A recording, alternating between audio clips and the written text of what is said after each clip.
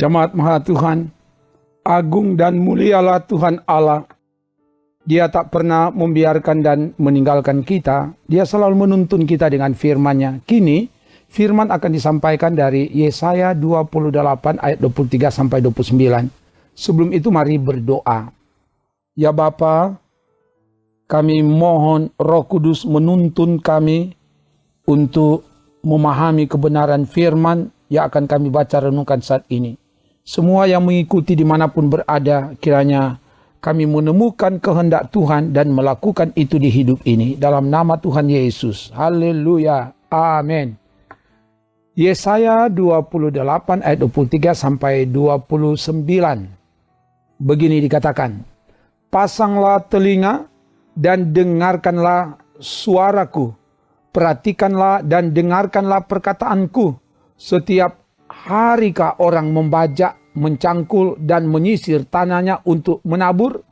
Bukankah setelah meratakan tanahnya, ia menyerakkan jintan hitam dan menebarkan jintan putih, menaruh gandum jawawut dan jelai kehitam-hitaman dan sekoi di pinggirnya? Mengenai adat kebiasaan ia telah diajar, diberi petunjuk oleh Allahnya. Sebab jintan hitam tidak diirik dengan eretan pengirik dan roda gerobak tidak dipakai untuk menggiling jintan putih. Tetapi jintan hitam diirik dengan memukul-mukulnya dengan gala dan jintan putih dengan tongkat. Apakah orang waktu mengirik memukul gandum sampai hancur? Sungguh tidak. Orang tidak terus-menerus memukulnya sampai hancur. Dan sekalipun orang menjalankan di atas gandum itu jentera gerobak dengan kudanya, namun orang tidak akan menggilingnya sampai hancur. Dan ini pun datangnya dari Tuhan semesta alam. Ia ajaib dalam keputusan dan agung dalam kebijaksanaan. Demikian firman Tuhan. Jemaat Maha Tuhan, Yesaya 28 diawali dengan berita tentang kehidupan umat Israel. Para pemimpin baik imam maupun nabi hidup dalam kejahatan. Mereka pusing, mabuk oleh arak, kacau oleh anggur. Semua tempat penuh dengan muntah, penuh dengan kotoran. Sehingga keputusan yang diambil tidak benar. Mereka pandai berbohong, berdusta. Dan mereka mengikat perjanjian dengan maut. Mereka tidak mendengarkan apa yang difirmankan. Karena itu, Tuhan akan bangkit. Ia akan mengamuk, ia akan menghukum. Nanti dibaca. Yesaya 28 ayat 7 sampai 22. Berita penghukuman itu sebagai tanda kebijaksanaan dan tanda kasih Tuhan kepada umatnya. Barang siapa kukasih, ia kutegur dan kuhajar. Sebab itu relakanlah hatimu dan bertobatlah. Wahyu 3 ayat 19.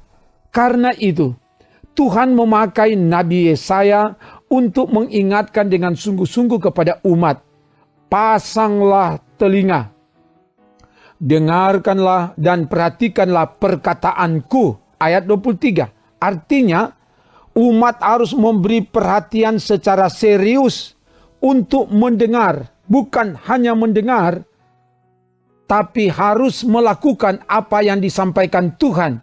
Sebab Tuhanlah sumber hikmat dan kebijaksanaan yang mengajar dan memberi petunjuk. Ayat 26.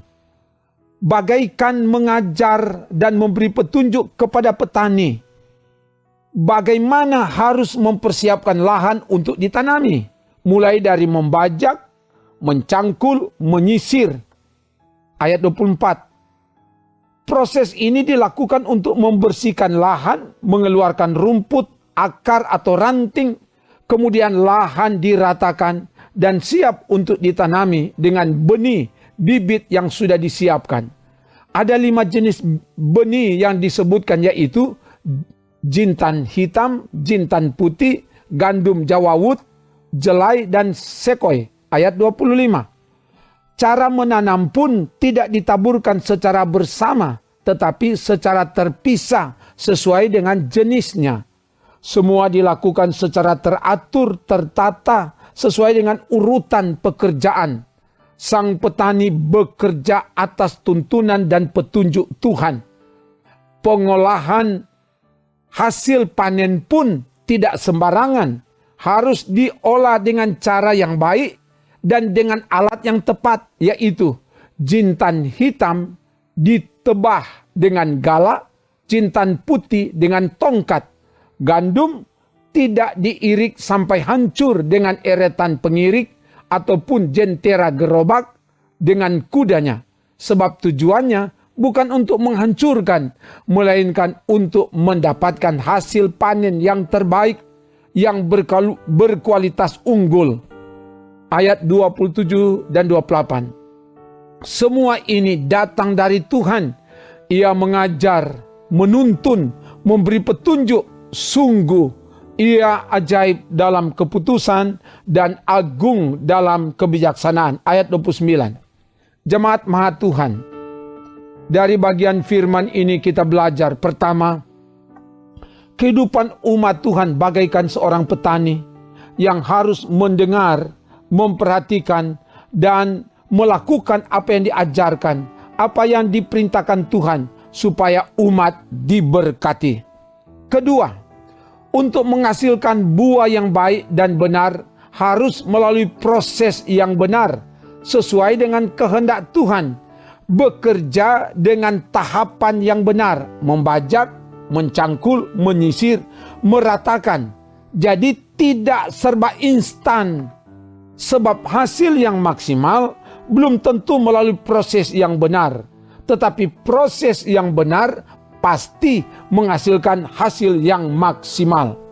Ketiga, hidup ini harus diisi dan ditanami dengan benih, bibit yang unggul, ditanami dengan karya-karya yang unggul, karya yang gemilang, sehingga menghasilkan buah yang terbaik, menghasilkan buah yang unggul.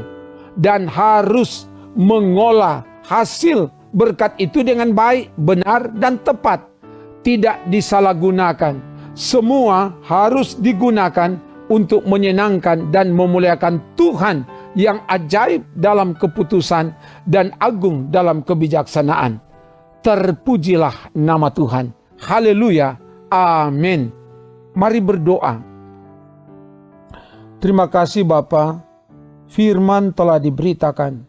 Bila kebenaran firman ini bukan sekedar diberitakan, tapi kebenaran firman ini sungguh memperlengkapi kami, sehingga kami mau hidup dari dan di dalam ketaatan kepatuhan kepada kehendak-Mu.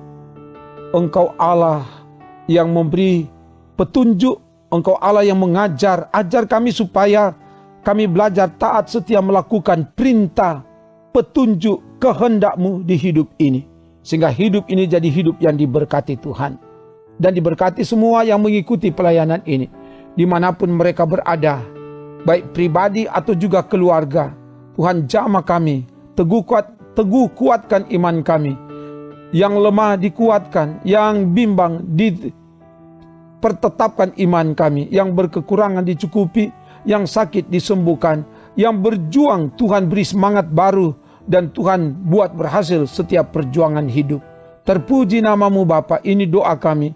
Kami minta semua ini dalam nama Tuhan Yesus. Haleluya. Amin.